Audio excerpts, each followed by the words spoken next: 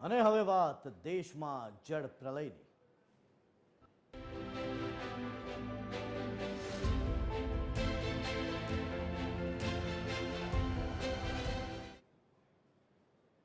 દેશમાં મેઘો જમાવટ બોલાવી રહ્યો છે. અનેક રાજ્યોમાં ધોધમાર વરસાદ વરસી રહ્યો છે. આપના ટીવી સ્ક્રીન ઉપર હવે કેટલાક દ્રશ્યો આવશે જેમાં દેશમાં વરસતા વરસાદ બાદની તારાજી પણ આપને જોવા મળશે.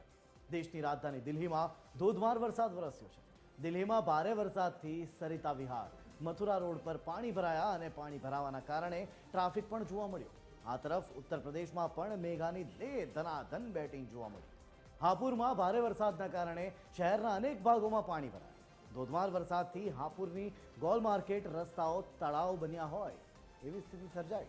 આ તરફ મધ્યપ્રદેશમાં પણ ભારે વરસાદના કારણે અનેક ડેમો ઓવરફ્લો થયા. જબલપુરમાં બરગી ડેમમાં પાણીની ભરપૂર આવક થઈ છે. ડેમમાં પાણીની આવક થતાં 17 દરવાજા ખોલવામાં આવ્યા અને એ દરવાજા ખુલતા અનેક વિસ્તારોમાં પાણી ભરાઈ ગયા. તો રાજસ્થાનમાં પણ અનેક વિસ્તારોમાં વાવાઝોડું અને ધૂળની ડમરીઓ ઉડતી જોવા મળી.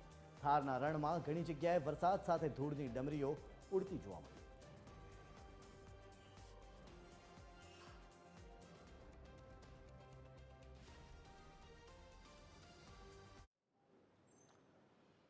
દેશભરમાં મેઘરાજાની ધનાધન બેટિંગ ચાલી રહી છે. મેઘો હાલ દેશમાં મહેરની જગ્યાએ કહેર બનીને વરસી રહ્યો હોય એવી સ્થિતિ છે. ઉત્તર પ્રદેશ, મધ્યપ્રદેશ, રાજસ્થાનથી લઈ હિમાચલ પ્રદેશમાં વરસાદે કહેર વરસાવ્યો છે. ક્યાંક જળબંબાકાર છે તો ક્યાંક ભૂસ્ખલનથી લોકો ત્રાહિમામ પોકારી ઉઠ્યા છે. આવો જાણીએ અમારા વિશેષ અહેવાલમાં શું છે હાલ દેશના.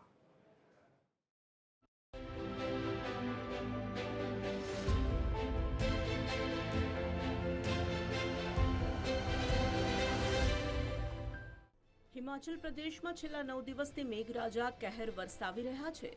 રાજ્યમાં અનેક જગ્યાએ વાદળ ફાટવાની અને ભૂસ્ખલનની ઘટનાઓ બની રહી છે.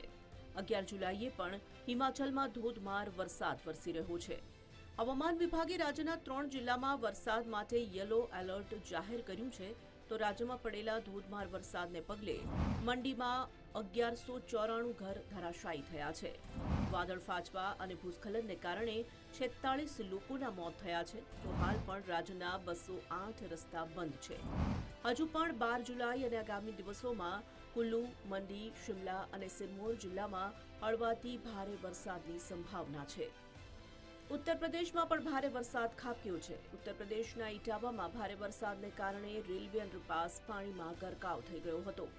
અંડરપાસમાં પાણી ભરાઈ જતા સૈફઈ મેડિકલ યુનિવર્સિટીનો સ્ટાફ અને વિદ્યાર્થીનીઓની ભરેલી બસ 6 ફૂટ ઊંડા પાણીમાં ફસાઈ ગઈ હતી.